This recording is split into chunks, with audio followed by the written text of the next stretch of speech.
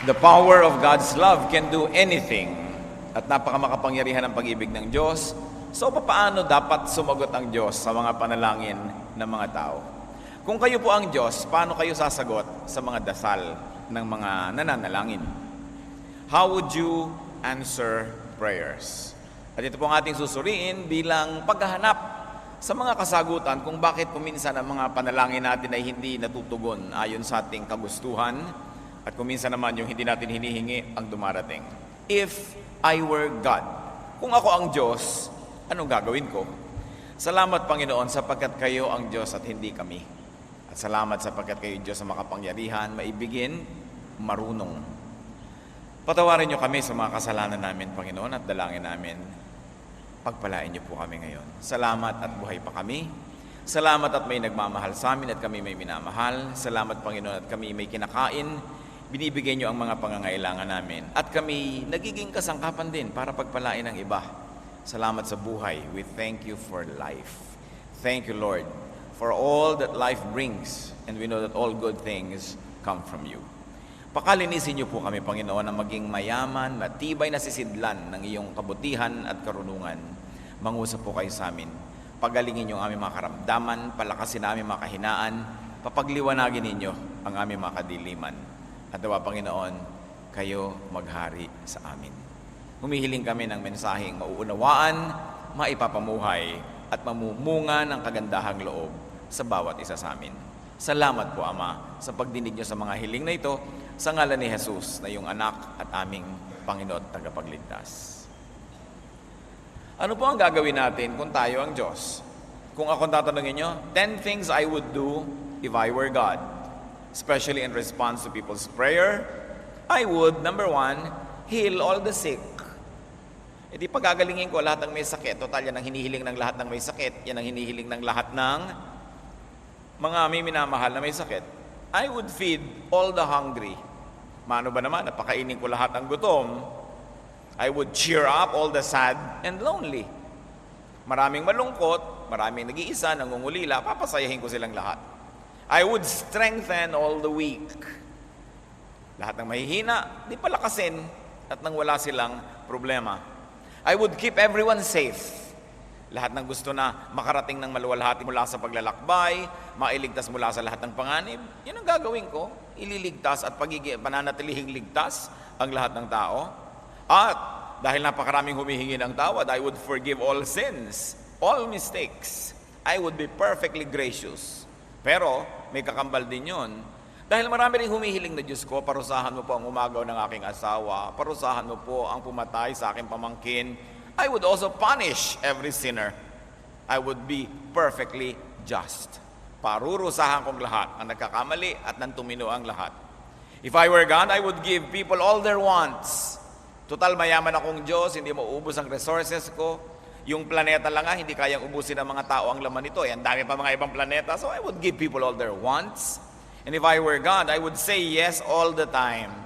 Total, kayang-kaya ko naman. I would be indulgent and generous.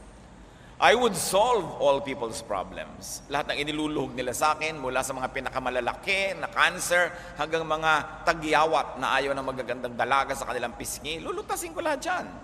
At dahil napakaraming Diyos ko, baguhin niyo po ang aking asawa, gawin niyo siyang thoughtful, gawin niyo siyang superman, gawin niyo siyang super this and that. I would change all people. But there would be 10 problems that would happen if I were God. Pag lahat ng yon ay ginawa ko, may mga kakambal na problema.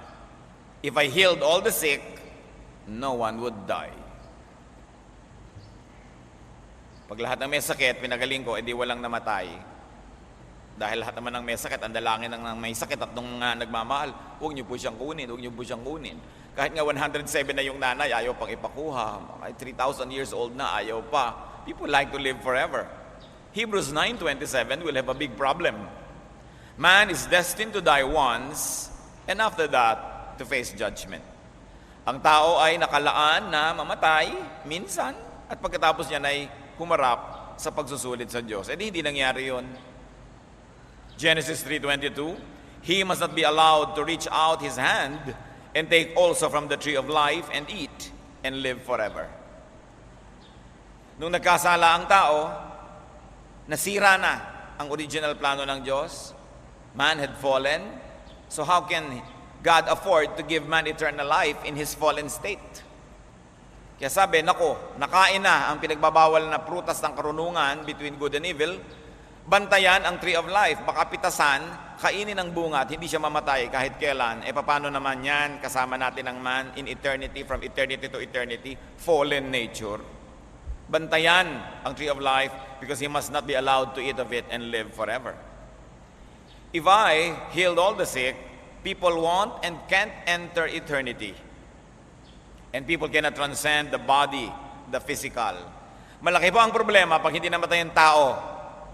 The spirit cannot return to God. Hindi makauuwi ang espiritu sa Diyos na pinagmulan. Ecclesiastes 12:7, the dust returns to the ground it came from, and the spirit returns to God who gave it. Isang malaking kalayaan ang nangyayari pag ang tao ay namatay ang katawan, nakababalik ang espiritu sa Diyos. Malinaw ang sinasabi ng Ecclesiastes 12:7, the dust returns to the ground it came from, and the spirit returns to God who gave it. Ang nagpapabigay ng problema dyan, mga relihiyon, kasi kani-kanya sila ng payo, panukala, na sila lang ang daan para bumalik ka sa Diyos. So yung iba namang problema, yung kapatid ko hindi napaanib sa aming iglesia, therefore hindi siya pupunta sa Diyos. Yung mga tao doon namatay na hindi namin naging member, therefore hindi sila pupunta sa Diyos. Sa Ecclesiastes 12:7 sabi, ang namamatay, bumabalik sa Diyos. Pag-aralan nyo kung anong kahulugan niya sa inyong buhay and how you'd operationalize the teaching that comes from the wisest man that ever walked the face of the earth. So ang namamatay, nagkakaroon siya ng pagkakataong bumalik sa Diyos. Isa pa pong problema kung ang tao hindi namamatay dahil sa sakit, people would be careless. Baka pagkakain kayo ng dilata, pati lata kainin nyo. Iinom kayo ng kung ano-ano, pati yung lalagyan, inumin nyo yun. People would be reckless, and people would trivialize life. Marami pong tao, kaya lang nagkakaroon ng napakalalim na pagmamahal sa buhay, kung naranasan na nilang manganib, mamatay. Yung naranasan na nilang magkasakit, yung mga namamahal mo yung mahal mo sa buhay ng sobra dahil minsan naghingalot, akala mo inawala na, na-realize mo ang buhay mo yung magiging iba pag naiba siya, kaya namamahal mo tuloy. Pero kung hindi nangyari yon, wala, black and white lang ang buhay mo, hindi colored. Pero yung mga naratay sa karamdaman, oras na gumaling, ibang-iba ang pagtingin nila sa paglalakad, pagsakay lamang sa bus, pagtingin sa mga halaman, gumanda kasi nanganib. But since all deaths result from illness and sickness, if God healed all sicknesses, no one would die. Imagine all the problems if no one died. If I were God and I fed all the hungry, no one would work. Kaya lang naman nagtatrabaho ang tao para matiyak niyang siya ay may kakainin. At kasama na doon yung ibig sabihin ng meron siyang isusuot, meron siyang gagastahin, meron siyang gagamitin sa buhay. Pero kung ang tao ay pakakainin ng Diyos lahat, ano mangyayari sa atin? Idinisenyo ng Diyos ang tao na meron siyang kaligayahan na nakakamit pag siya ay nagtatrabaho. Kaya yung mga hindi pinagtatrabaho, inip na inip. Kaya yun pong maging busy tayo sa trabaho, isang malaking blessing dahil ang kakambal nun o kabaligtaran, yung wala kang gawin at mainip ka. Ang pinakamahirap gawin sa buhay, yung walang magawa. And of course, if the devil finds you doing nothing, he will put you to work. Kaya nagagawa mo tuloy, mali. Sabi ng 2 Thessalonians 3:10, if a man will not work, he shall not eat. Hindi kakain ang taong hindi nagtatrabaho. Liban na lang sobrang bata, sobrang matanda, o sobrang mahina o may sakit. Kaya tinuturo rin sa Biblia na tulungan ng mga ito at pakainin habang ganoon ang kanilang kalagayan. And if people need not work for food, people would be bored. And because no one dies, remember kung wala namamatay, what evil would people do? Kung minsan nag-iingat ka lang dahil baka ka mamatay. Kung hindi ka mamamatay, ano-anong mga kabalbalan ang gagawin ng tao laban sa kanyang sarili at laban sa isa't isa? Yung takot lang nating mamatay ang nagpapaingat sa ating kuminsan eh. Kung wala ka nung ganung takot dahil hindi ka naman mamamatay, edi kung ano-anong mga kabulastugan ang gagawin ng tao sa buhay. Genesis 6:5, the Lord saw how great man's wickedness on the earth had become, and that every inclination of the thoughts of his heart was only evil all the time. Napakaraming kasamaan laman ng isip ng tao. Nagpapakabuti lang at sinisikap maging mabuti para hindi mapahamak. Kung assured ka na hindi ka mapapahamak, saan makararating ang kasamaan ng tao? If I cheered up all the sad and the lonely, people won't be careful not to end up sad.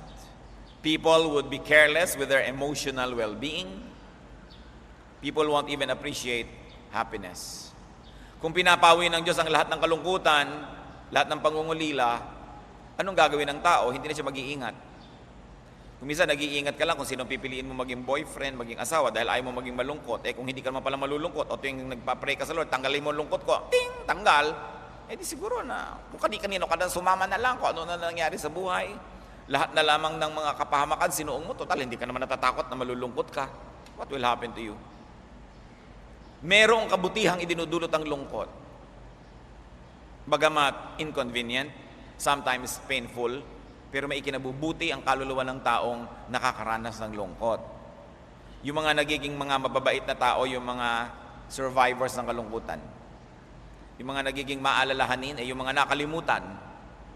Yung mga nagiging mga matulungin ay yung mga napabayaan kasi naintindihan nila ang ibig sabihin nun. Yung nagiging mabait sa larangan ng pag-ibig ay yung mga nakaranas na ng pait at sakit ng pag-ibig din. Ecclesiastes 7:2-4, it is better to go to a house of mourning than to go to a house of feasting. For death is the destiny of every man, and the living should take this to heart. Sorrow is better than laughter, because a sad face is good for the heart. The heart of the wise is in the house of mourning, but the heart of fools is in the house of pleasure. Nakabubuti daw, sabi ng Ecclesiastes, na piliin sa mga tamang panahon yung malungkot na landas. Because sadness and loneliness refines the spirit. So bakit mo ngayon papasayahin lahat ng tao? You will deprive them of the appreciation of happiness. Kasi kung pinapakain ka na masarap na pagkain araw-araw, mamaya hindi ka na nasasarapan doon. Hindi mo na yung pinapansin. Sinusumpa mo na yung masarap na pagkain. Kasi laging gano'n na lang. If I strengthen all the weak, if I strengthen all weaknesses, people won't even bother to strengthen and to develop themselves. Kung lahat ng kahinaan ng tao, biglang papalakasin na lang ng Diyos. O mahina ka sa spelling, ting, ang galing mo na. Mahina ang iyong katawan, ting, palakasin. No? Mahina ang iyong loob, palakasin. Walang gagawin ng tao para ayusin ang kanyang sarili. Walang gagawin ng tao para magsikap na ayusin ang kanyang buhay.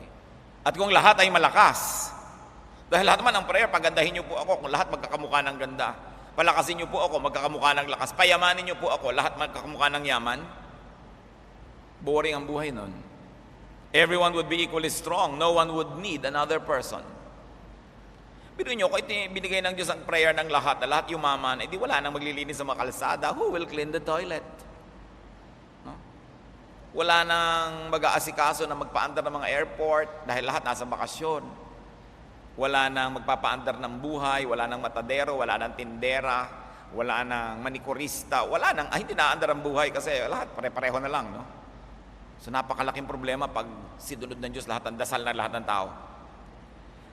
Gusto ng Diyos kasi ang mga tao, may kani-kanyang kakanyahan, may kani-kanyang kahinaan, may kani-kanyang lakas para magtulungan. Sapagkat sa pagtutulungan, sa pagsasama-sama, merong ligaya na natatamasa ang tao na hindi niya nakukuha kung siya nag-iisa lang sa buhay. Kung ikaw ay kayang-kaya mo na ang lahat, kaya mo nga, hindi mo kailangan ng tao, walang tao sa paligid mo. At dahil hindi mo kailangan, hindi ka na rin nakikisama. Kaya lang naman kung minsan nakikisama ka dahil baka dumating ang panahon may kailangan ka eh. Dahil hindi mo na kailangan, yayabang ka na. At sa pagyabang mo, nahihiwalay ka ng nahihiwalay sa mga tao, anong naghihintay sa iyong emotional well-being? Liligaya ka ba nun o lulungkot?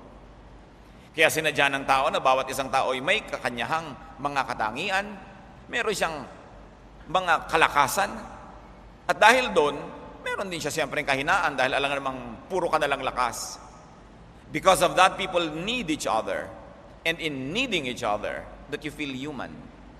Yung mga natatakot umibig, natatakot magmahal, takot kayo maging tao. Sapagkat ang ibig sabihin ng maging tao ay yung mga ilangan at kailanganin, magmahal at mahalin.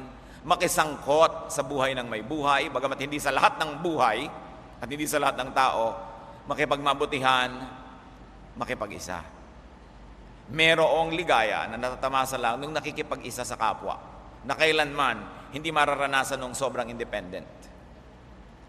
1 Corinthians 1:10, all of you agree with one another, so that there may be no divisions among you, and that you may be perfectly united in mind and thought. When people are united in mind and thought, and this unity is sometimes compelled and forced upon them by need, because you need one another, people discover joy. Sabi nila, ang mga Pilipino, close family ties. We must never forget that one of the reasons why we have close family ties is because many of us are poor. We need each other. May kasalan doon, hindi mo pairham yung mga plato-plato mo sa probinsya ka dahil baka ikaw naman maglamayan, wala magpapadala din ng kanilang mga tasa-tasa sa iyo, ang dami mong kailangan. Yung mga close family ties na yan, mga relatives namin nandito lahat kasi holiday. Kung mayayaman ang lahat ng kamag-anak mo, mag-hotel yan, ba't yung magsisiksik sa bahay mo? So there is interdependence because people need each other. And because we are compelled to be there because we need and we are needed, love grows, relationships grow, and we harvest the benefit of being with fellow human beings. And you know why it's a blessing to be with fellow human beings? Because each human being is also created in God's image. And there is a facet of God, there is a character of God that you can find in each person, waiting to be discovered. Although there's also a character of Satan that is there. No?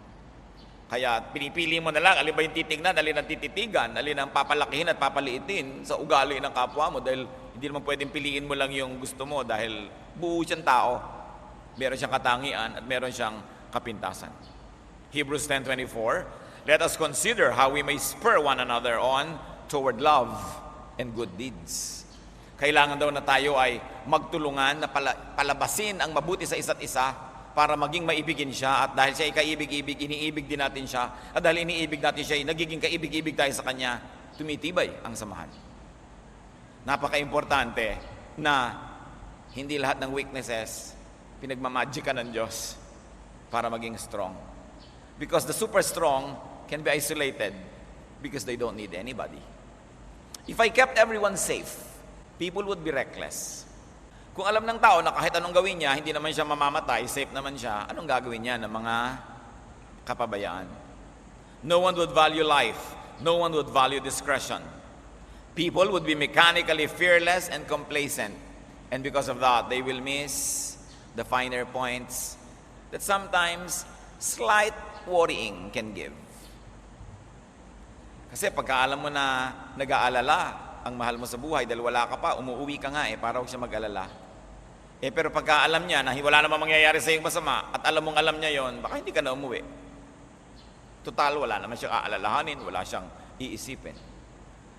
Isaiah 47:8, now then listen, you wanton creature, lounging in your security and saying to yourself, I am, and there is no one besides me. I will never be a widow or suffer the loss of children. Sabi, magtigil ka, tao, na sinasabi mong okay na okay ka, secure na secure ka, hindi ka mauulila, hindi ka mangungulila, hindi ganyan ang pamumuhay. Kailangan merong healthy level of knowledge and awareness that indeed there is danger in life. That the good things we enjoy may suddenly be taken away from us, or maybe slowly taken away from us. Because of that, we appreciate what we have, and we appreciate whenever we have something good. If I forgave everyone everything, people would abuse.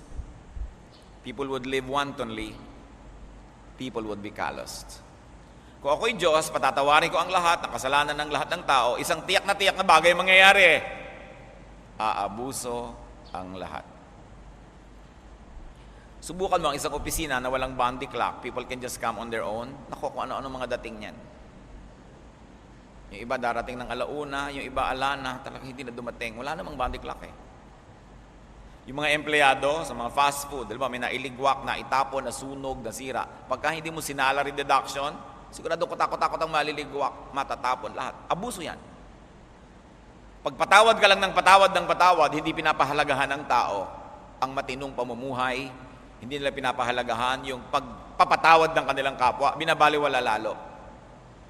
2 Timothy 3:2-4, people will be lovers of themselves, lovers of money, boastful, proud, abusive, disobedient to their parents, ungrateful, unholy, without love, unforgiving, slanderous, without self-control, brutal, not lovers of the good, treacherous, rash, conceited, lovers of pleasure rather than lovers of God.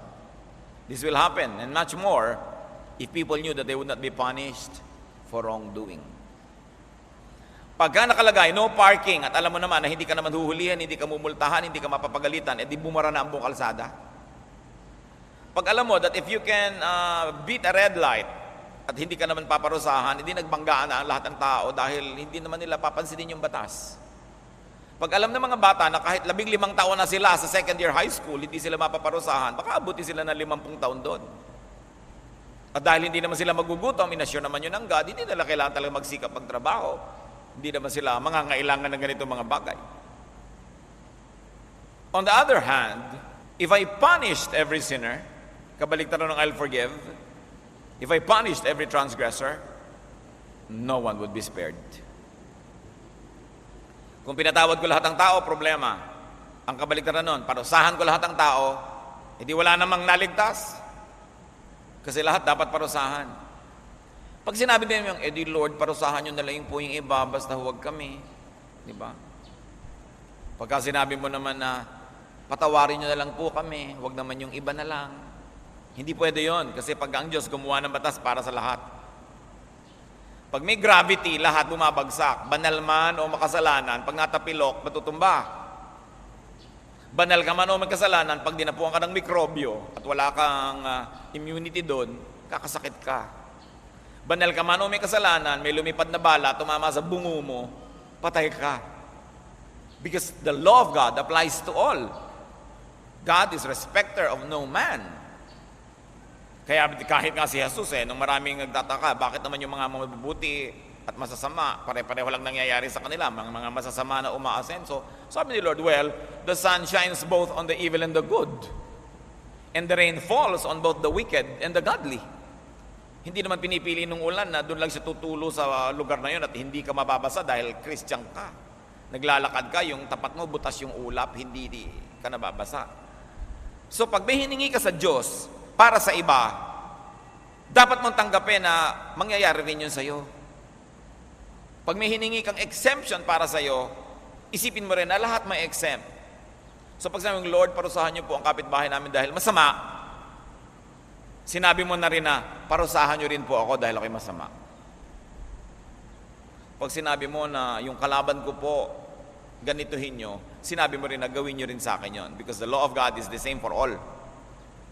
Psalm 53:3, kung bakit pagka pinarusahan mo ang isang makasalanan, lahat mapapahamak. Everyone has turned away. They have together become corrupt. There is no one who does good, not even one. Romans 3:23, for all have sinned and fall short of the glory of God. If I punished every sinner and transgressor, people won't lift a finger to right wrongdoing and to promote and keep justice. What I mean is, people won't do anything if they are not punished. But if they are punished, what will happen? No one will be spared. Job 33:17, turn man from wrongdoing. In Proverbs 17:15, it is not good to be partial to the wicked and to deprive the innocent of justice. So dapat talaga pinaparusahan yung kasalanan. Pero pag hiningi nyo yan sa Diyos, humanda na rin kayo na masama sa paparusahan. Kaya masama yung dasal tayo ng dasal na may mangyaring masama sa kapwa, parusahan nyo po sila, parusahan nyo po sila. Hayaan mo na lang Diyos magpasya kung anong gusto niyang gawin. If I were God and I gave all people's wants, no one would work. Tulad ng napag-usapan na natin, and miss the joy of working. Because of that, no one would be satisfied, and the wants will never end. Pag ibinigay mo sa tao 10, mamaya gusto niya 20. Pag binigay mo 20, mamaya gusto niya 30. Hindi na yung titigil. Ecclesiastes 4:8, there was a man all alone He had neither son nor brother. There was no end to his toil, yet his eyes were not content with his wealth. May taong akong kilala eh. Wala namang papakainin na, wala namang umaasa sa kanya, wala namang nakasandal sa kanya, ang yaman-yaman na, ayaw pa rin tumigil magpayaman. Ibig sabihin lang niya, wala nang need, payaman pa ng payaman. Kasi hindi naman makokontento tao. So pag mo, Diyos ko, bigyan nyo lang po kami ng bahay sa Camellia Home, sasaya na po kami. Akala mo totoo yun? Pag binigyan ka, Diyos ko, kailangan po pala namin ng kotse dahil milya-milya kalayuan nito sa sibilisasyon. Diba? Pag binigyan ka na ng kotse, Diyos ko, kailangan ko po pala ng panggasolina dito araw-araw, kailangan ko po pala ng pang-change oil, pang-change tires, kailangan ko po pala nito, noon, etc., etc. No? Akala nyo ba tumitigil yung pangangailangan? So hindi solusyon pag ibinigay ng Diyos ang gusto mo. Dahil may maiimbento ka na naman na bagong gusto. At meron ka naman bagong irereklamo sa araw ng bukas. And people would be sensitized, unappreciative, and therefore unhappy.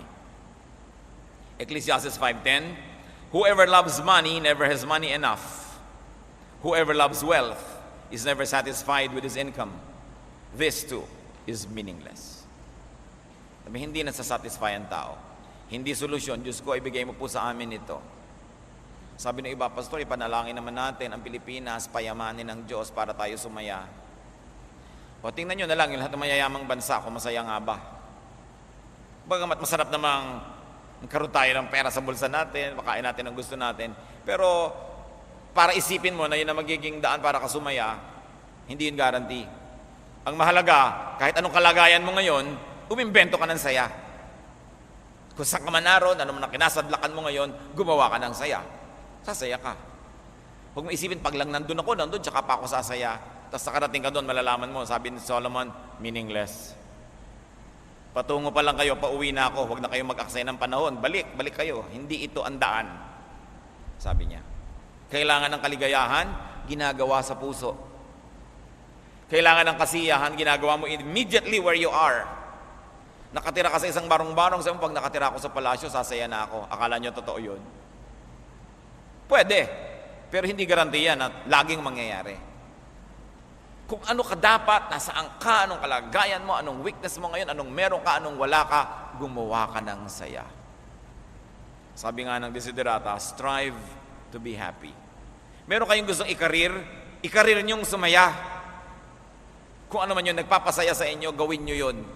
Hanggat hindi nakasasama sa kapwa at nakakasama sa inyong sarili. Gawin niyo. 70 years old kayo, gusto nyo mag-gel sa buhok, tambakan nyo ng gel. Sumaya kayo Ano ngayon? Basta huwag nyo lang ninakaw yung gel sa iba. Diba? Biyuda kayo, gusto nyo magka-boyfriend, mag-boyfriend kayo. Pipigilan kayo ng mga anak nyo, huwag kayong papigil. May kani-kanyang asawa rin yan, pagka uwian na sila-sila, tapos eto ka, kausap mo, picture.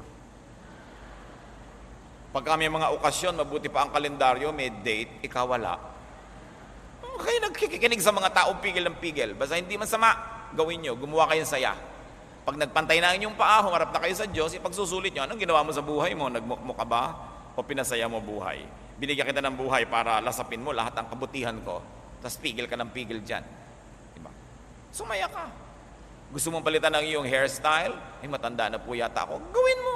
Hindi naman immoral yun No? Ang dami-daming mga pwedeng gawin na hindi man masama, pinipigil ang tao. Ba't po kayo lagi naka-duster? Kasi matanda na ako. Ba't hindi kayo mag-shorts? Ba't hindi kayo magtanga kung gusto ninyo? Anong problema dyan? Diba? Gawin nyo. Meron pa gusto ko na po mga makatapos ng college, kaya lang 16 na ako. Gawin mo. Ba't di mo gawin? Ikakasaya mo pala yan. No? Kasi ang tao, maraming lungkot. Gusto mo man o ibig, sabi ni Balagtas, sapagkat ang mundo'y bayan ng hinagpis, mamamaya'y sukat ni bayan ng dibdib. So pag dumadating yung schedule ng hinagpis, harapin mo. Pero pag wala namang nakaschedule ngayon na hinagpis ang buhay, mag-enjoy ka. Kasi yung kasiyahan mo na magpapalakas sa'yo para malampasan mo yung mga araw ng hinagpis na hindi pwedeng iwasan. Ang masama, kahit hindi araw ng hinagpis, umiimbento ka ng hinagpis. Pigil ka ng pigil. Tuloy, pagka dumating yung problema talaga, wala ka malang mabalikan sa alaala mo na kasiyahan. Hindi ka na-recharge. Lagi kang low bat. Kailangan ng tao nag-charge. And remember to be contented and happy where you are. Don't always desire for this man's art or for that man's scope. Don't always look at the other side. The other side is always looking nicer. Sabi nga, the other man's grass is always greener. The sun shines brighter on the other side. At kung hindi kayo agree, pag nasa restaurant kayo, tingnan nyo yung in-order ng kabilang mesa, laging mukhang mas masarap kesa sa in-order nyo. Kung ano yung nakahain sa inyo, yun ang na-afford nyo, enjoy it. No? Huwag tayong greedy. Huwag nating laging hanapin yung wala. Tuloy, hindi natin napapansin kung sinong nandyan. Jeremiah 6:13, from the least to the greatest, all are greedy of gain. Sakim talaga ang mga tao. Gusto kunin, kamkamin yung mga hindi na nila kayang hawakan pa. Dapat alam natin kung paano tayo sasaya, kung anuman ang nandun, kahit anuman yung wala. If I solve all people's problems, no one would work. No one would be careful. Life would be dull. Yung mga problema, mahirap lang habang nandyan. Pero pagkalampas, mas masarap ang buhay. Yung kuminsan ikaw ay pinag-fasting, may blood test ka bukas, 10-hour fast. Talaga naman parang hayok na hayok ka sa tubig, sa pagkain. Naisip mo lahat kasi pinagpa-fast ka. Pero nung nakuha na yung dugo mo, pwede ka nang kumain. Ang sarap mag-almusal. Pero nasarapan ka lang dahil naranasan mo mag-fasting. Para yung nag-iibigan, ang sarap naman niyang tingnan at yakapin. Dahil 3 buwan kayo hindi nagkita. Subukan mong araw-araw na nakabalandra sa pagmumukha mo yan, masisikipan ka rin. Masarap yung nangungulila dahil lalo mong namamahal. Loneliness remembers what happiness forgets. So yung mga marunong mag-ibigan, naglalagay din sila ng konting space para naman ma-miss nila yung isa't isa, para masaya. Meron pa nga, bakit isang araw ka na hindi nagte-text? Nagpapamiss lang, tumalab ba? Ay, ganyan, di ba? Mga binata, ganyan manligaw, mga dalaga, mag-ano kayo. Text sa'yo ng text araw-araw, tapos biglang hindi ka te-text ng 24 hours, sabi ka ngayon dahil nasanay ka na. Kaya ngayon pag hinayang kang ilaglag ang bataan, laglag ka dahil na-miss mo eh. Mga gimmick, no? But sometimes, it is done in the spirit of truth, and it's beautiful, and it's exciting, no?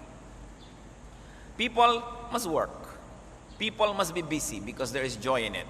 Sabi sa 2 Thessalonians 3:11, puna sa mga hindi ganon, we hear that some among you are idle. They are not busy, they are busy bodies. Dapat hindi ganon. Ngayon, Diyos ko, baguhin niyo po ang asawa ko, baguhin niyo po ang anak ko, baguhin niyo po, etc., etc.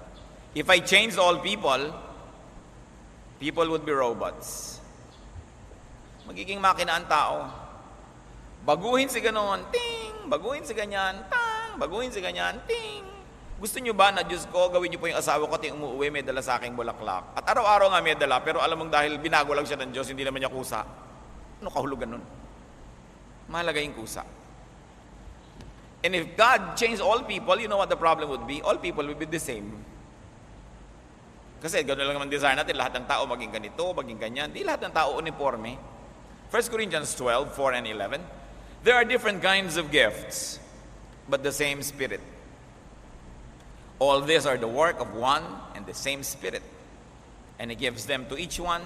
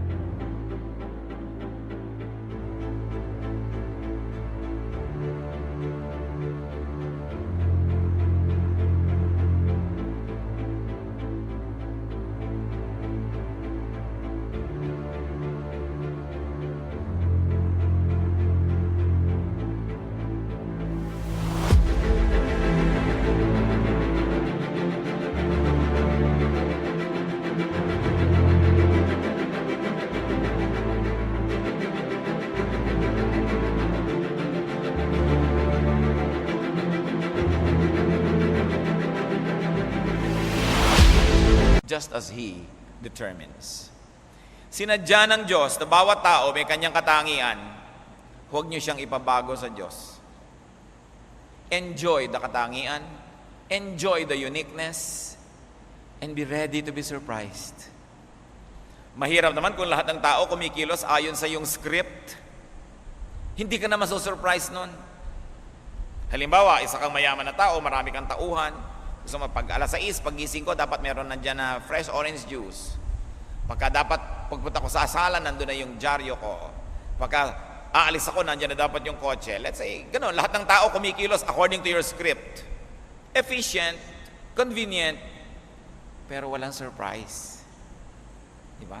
Masarap din yung biglang, wala ka dong juice dahil biglang may iba pala kayong gagawin. May iba ka palang kakainin.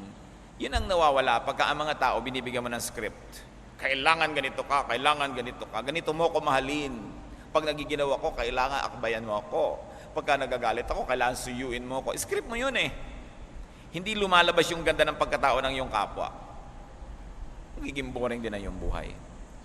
1 Corinthians 12:14-26 actually talks about the different parts of the body being uniquely distinct but part of the whole. And because of that, it is important that you appreciate every part of your body.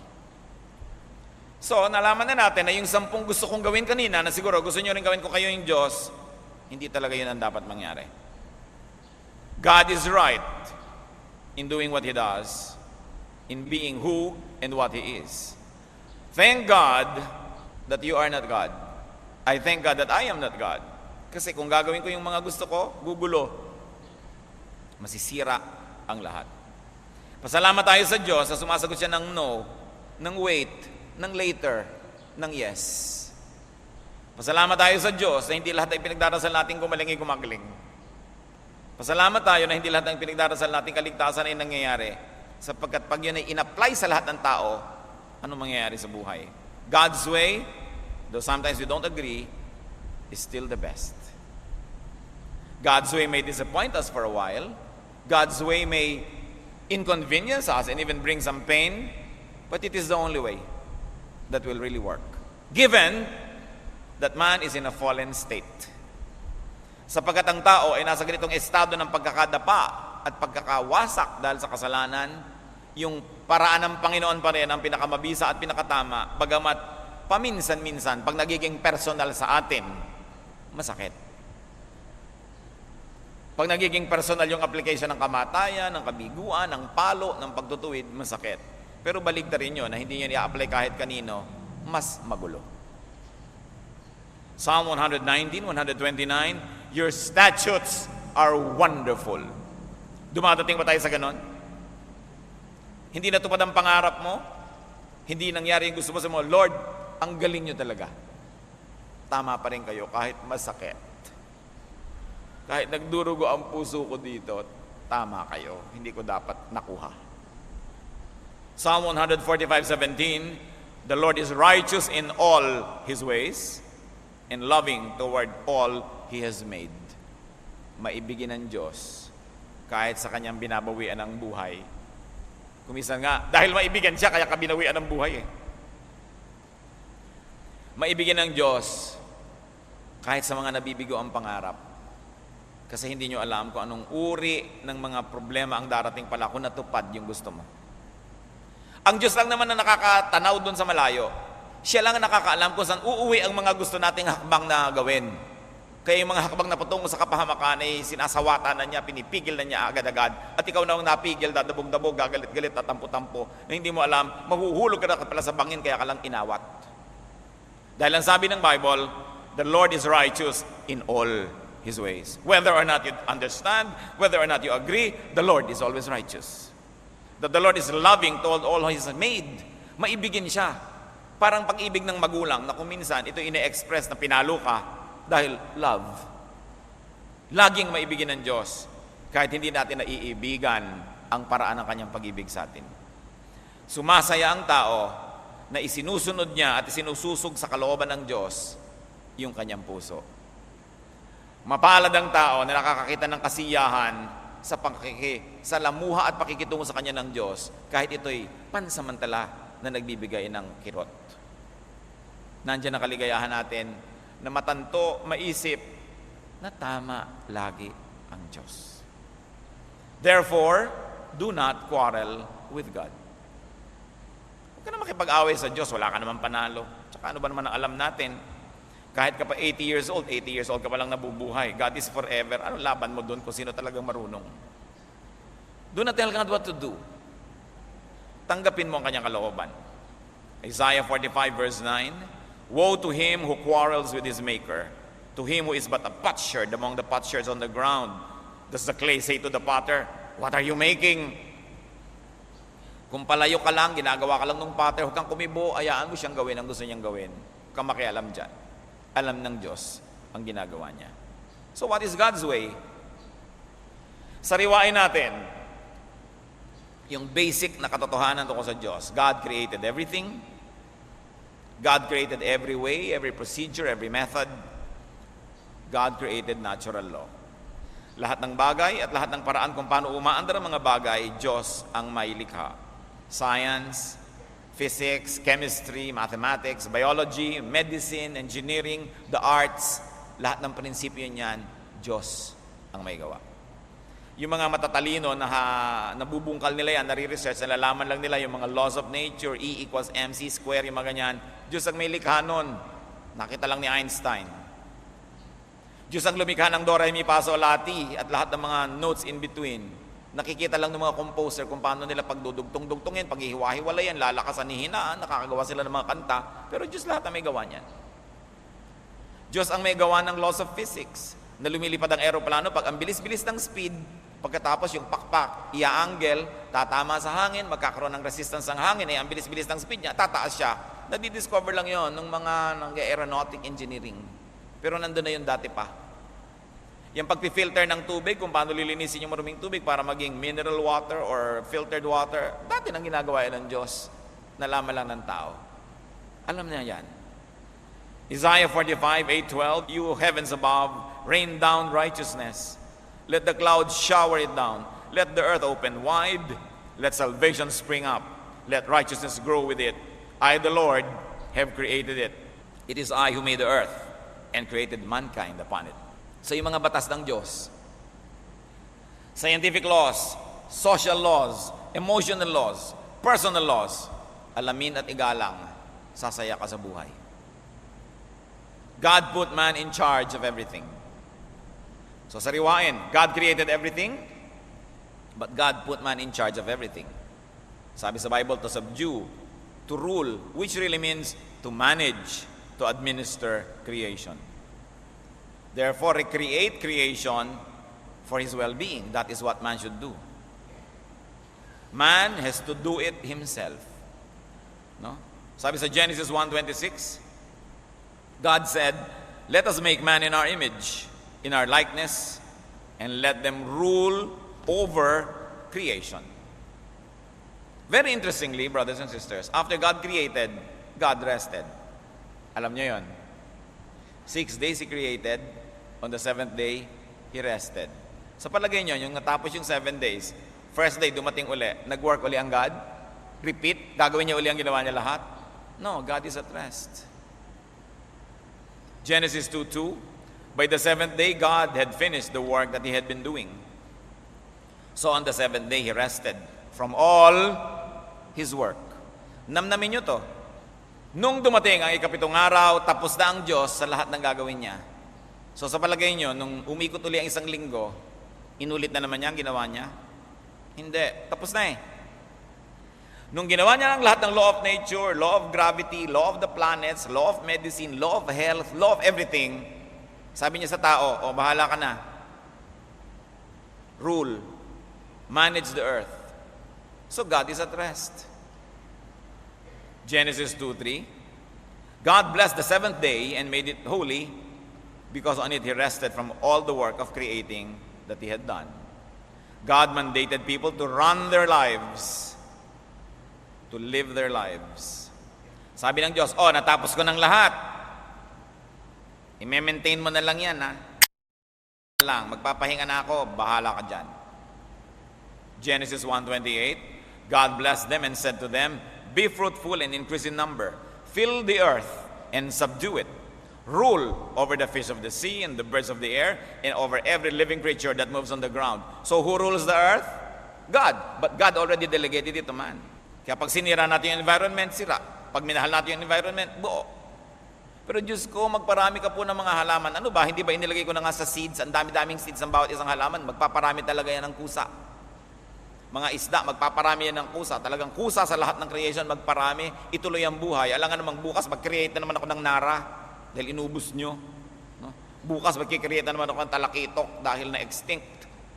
Inilagay nga lahat yan. I-manage yun ang walang ma-extinct. Aandar kayo lahat. Lahat ng tubig nyo, magre-recycle. Recycle lang naman ng tubig May bago bang isang patak ng tubig na inilagay yan Diyos dito sa earth mula nung creation? Wala. Lahat na re-recycle. Kaya yung ininom nyo kanina, pinagbabara ng paa ni Cleopatra 2,000 years ago. Yun din yun No, paulit-ulit lang yan. Yung kinain yung isda, mga nalunok niya siguro, yung kuko ni Julius Caesar. So nakain mo rin si Julius Caesar. Paulit-ulit lang. Ikaw din magiging papaya. Di ba? Pag namatay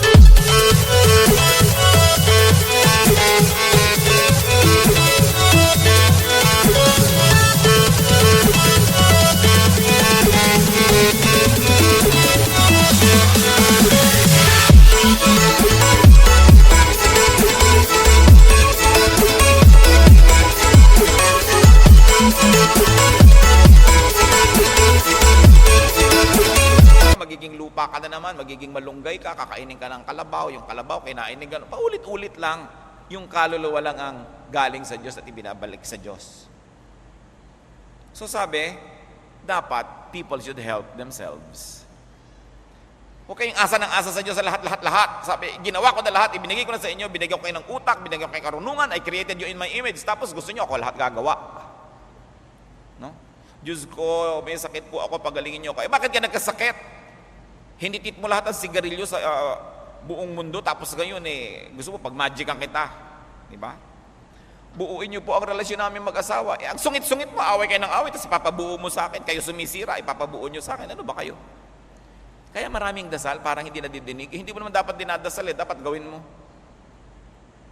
Diyos ko, pagpalain niyo po ang mahihirap, pakanin niyo po sila. Di ba, kinreate ko na lahat ng pagkain, lahat ng alaman. Ikaw na may pagkain, pakainin mo siya. Mag-manage ka, mag-fundraising ka, pakanin mo. Ba't ako papakainin mo sa kanya? Tapos na ako, nagpapahinga ako. Sana maintindihan natin ang ibig sabihin ng Sabbath ng Diyos. He is at rest. Huwag natin siyang pagawin. Dahil ibinigay na niya lahat yung tool, lahat ng capacity sa tao. We were created in His image. 1 Thessalonians 4:11, make it your ambition to work with your hands. No, not to move God to do it for you. At kasama dyan, sa pamamahala natin ng lahat-lahat, gusto kasi ng Diyos that people help each other. Kaya Diyos ko, hindi ko po kayang gumawa ng dam. Kaya nga milyon-milyon kayo para gumawa kayo, magsama-sama kayo. Paano po kami magsasama-sama yung magkakaaway kami? Kaya magbati-bati kayo, magkasundo-sundo kayo, mag-ibigan kayo, makakagawa kayong dam, makakagawa kayong pyramid, makakagawa kayo ng building. Dahil nagkakaisa-isa kayo. Sige, mag-away-away kayo dyan, magyara-gyara kayo. Yung mga ginawa nyo, masisira pa, miserable ang buhay. Tapos pag miserable, dasal ka ng dasal, Diyos ko, ayusin nyo pong buhay namin. Kaya ba't nyo ginugulo? Dapat tulong-tulong. Kaya sabi sa 1 Peter 4:9, offer hospitality to one another. And hospitality can be everything. Ibig sabihin, yung strong, help the weak. That is how you will survive. United you stand, divided you fall. You, humanity. O yung isang bansa, gumagawa ng atomic bomb, o kung ano-ano pa, atom bomb, etc., etc. Papasabugi niya doon sa ibang bansa, di ba yung lason, kakalat din sa buong mundo, malalason din siya. Dapat maisip ng tao yon. Tayo na ang pinagkatiwalaang ayusin itong buhay natin na to. May mundo ibinigay sa ating lahat, ayusin natin, wala naman tayong ibang pwedeng lipatan. May pamilya ibinigay sa iyo, ayusin mo. Sa kapalilipat, alang ipanganak ka muli para maging anak kaning iba. Nandiyan ka na ayusin mo na yan. That's how you become a little God in your life. By doing what God has assigned you and enabled you to do. Be responsible. No? Because man's thoughts and man's deeds will always have consequences. Hindi pwedeng, Lord, gumawa ako ng masama, i-exempt mo ako sa resulta. No. Aanihin mo yung tinanim. Pasensya ka. Walang personalan. Alam mo yung batas, hindi mo dapat ginawa yan. Ginawa mo, tapos magpapa-exempt ka ngayon sa bunga niyan. 1 Corinthians 7:24, each man is responsible to God. No? Kailangan ng tao matuto kung paano mamumuhay na magkakasama. To rise from his rest to solve people's problems.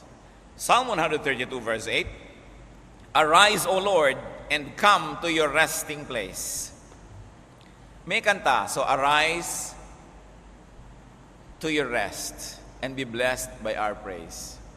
Yung mga tao, dahil gusto nila, pinagtatrabaho ang Diyos lagi, pinapalitan yung words, ginagawang arise from your rest. Yung sabihin, bangon nga kayo dyan sa pagpapahinga ninyo at may gagawin tayo. No? Samantalang the Lord, sabi niya, come to your resting place. Psalm 11 verse 4, the Lord is in His holy temple, the Lord is on His heavenly throne. Anong ibig sabihin? Dasalan, hingan, ungutan, the Lord is in His holy temple. Ibig sabihin, let the Lord rest. Pag yung nanay mo nasa kwarto niya, nagpapahinga, your mother is in her bedroom. Anong ibig sabihin? Nay, magsaing nga kayo. Hindi ba? She is in her bedroom. Let her stay there and enjoy her time. Pag saying the Lord is in His holy temple, the Lord is on His heavenly throne. Let Him bask in His glory and let Him enjoy His being. No? Hindi natin siya kailangang kaladkarin sa mga maliliit at kung ano-ano mga bagay na binigyan niya tayo ng kakayahan para gawin. Hindi tayo magkakalata, sabi natin, Lord, pakilinis. Makikipag-away tayo sa Lord, pag-ayusin niyo po kami. Kaya niyo yan. You were created in God's image. It doesn't mean independence from God. It doesn't mean don't pray. Pero ilagay niyo sa lugar, hindi lahat-lahat. Dahil sabi niya, hindi ba binigyan na kita? Ipagpe-pray mo yung mga mahihirap, meron ka namang ibibigay. Ibigay mo na. Huwag ka naman nalangin. Gawin mo na ang pwede mong gawin. When God breaks His rest, when God breaks His automatic natural law, a miracle happens. Nandun pa lang mga kapatid yung miracle. Yung dapat careless ka, nalaglag ka, sinalo ka, miracle. Pinabayaan mong katawan mo, ngayon manganganib kang mamatay, pinagaling ka, miracle. When God breaks His law for your sake, that's miracle. But would you like to ask God to always break His laws for you? Why don't you just follow the law? So God doesn't have to make an exemption all the time. Psalm 77:14, you are the God who performs miracles. You display your power among the peoples. Kahit naman sa history ng Israel, mga kapatid, may mga panahon ng miracle, pero maraming panahon, walang miracle. Dumating ang mga kaaway, nasakop sila, sakop. Pinapanalangin ni Haring David ang kanyang anak na gumaling, hindi gumaling, namatay. So anong ginawa ni David? Nung namatay na, kumain, naligo, sabay, patay na, ano pang gagawin ko? Nung nag-aagaw buhay, talagang dasal ako ng dasal, pas ako ng pas, baka may magawa. Pero namatay na, so anong gagawin ko? Alangan namang tubalon ako sa building. So itutuloy ko ang buhay. Dahil sabi niya, makikita rin naman kami later. The comfort that we have in God. So pag hindi kayo sinusunod ng Diyos sa inyo hinihingi, huwag magdamdam, huwag maghinanakit, huwag magtampo, lalo namang huwag magalit, at huwag na huwag tumalikod sa Diyos dahil lang hindi mo nakuha yung gusto mo. Nung si Job na napakayaman ay naghirap, malusog ay nagkasakit, sabi ng kanyang asawa, isumpa mo na nga ang Diyos. At sabi niya si Job 2:10, he replied, you are talking like a foolish woman. Shall we accept good from God and not trouble? Gusto mo lang ba ang Diyos? Pagka ang ibinibigay sa iyo, yung gusto mo, at pagka yung ayaw mo na rin sa Kanya. Sabi, Diyos yan. Kung ano man ang ipadala dito, tanggapin. Bakit mo i-return to sender? Sa Diyos galing. Jonah 4, Jonah was greatly displeased and became angry. Bakit? May iniutos sa kanya ang Diyos. Magturo ka sa Ninive dahil siya gunawin ko, masamang syudad yan. At nung nagturo siya, nagsisi yung mga tao, hindi ginunaw. Sabi ni Jonah, ba't niyo gunawin? Napahiya ako, sinabi kong gugunawin sila. Sayo ng Diyos sa gunawin. Dahil nagbago na yung isip ng mga tao, nagbago na yung dealing ng Diyos, tanggapin mo yan. Don't be childish in dealing with God. 1 Corinthians 13:11, when I was a child, I talked like a child. I thought like a child, I reasoned like a child. When I became a man, I put childish ways behind me. Nung ako'y bata, isip bata ako. Pero hindi na ako bata, hindi na cute maging isip bata. Dapat mag-mature. when all is said and done, sa buhay natin, sa kabila ng ating mga kabiguan, hirap, sakit, tama pa rin. At tama talaga ang Diyos. Buti na lang siya ang Diyos at hindi tayo. Psalm 33 verse 4, the Lord is right and true. He is faithful in all He does. So anong gagawin natin mga kapatid? Magsikap. Do what is best. Do what could be done. Make the most out of life. And when it's your time to go, go without regrets. Ecclesiastes 3:12-13, I know that there is nothing better for men than to be happy and to do good while they live, that everyone may eat and drink and find satisfaction in all his toil. This is the gift of God. Enjoyin nyo ang buhay mga kapatid, at kung may kapwa tayo nag-enjoy, huwag niyong pakialaman. Huwag niyong guluhin at huwag niyong sadistahin. Ecclesiastes 11:8, however many years a man may live, let him enjoy them all. Every stage of life has its own happiness. Enjoy it. Sabi ng Desiderata, with all its sham, drudgery, and broken dreams, it's still a beautiful world. Sa kabila ng mga kabiguan, hirap, pagod, maganda pa rin talaga ang buhay. Habang buhay ang tao, may pag-asa. Ecclesiastes 9:4, anyone who is among the living has hope. So anong ipinagdarasal nyo? Anong mga nagiging bunga ng ating pagdarasal? At anong nagiging bunga sa atin ng mga sagot ng Diyos? Diyos namin sa langit, salamat kayo ang Diyos at hindi kami. Dahil kung kami, lalo lang gugulo ang planetang ito. Lalo lang magkakabangga-banggaan ang mga hindi dapat magbanggaan. Magiging makasarili lang kami. Ang magiging wakas lang, lahat magdurusa. Salamat o Diyos sa mga sagot niyong yes. Salamat sa mga no. Salamat sa mga later and wait. Basta salamat dahil kayong nakakapangyari. Ang ituro niyo sa amin, maging masunurin, hindi lang para sumunod, kundi sa pagsunod, makita naming tama kayo at masiyahan kami sa pagsunod. Kahit panandalian, hindi kami nadadalian. Makapangyari nawa ang buhay niyo sa amin at maging marunong kami na tanggapin at hanapan ng kasiyahan ang lahat ng uri ng pagsagot mo sa aming mga dalangin. Magbulay-bulay pa tayo mga kapatid kung ano pa ang application sa buhay natin ng kahulugan ng pagiging Diyos ng Diyos bilang tugon sa ating mga dasal.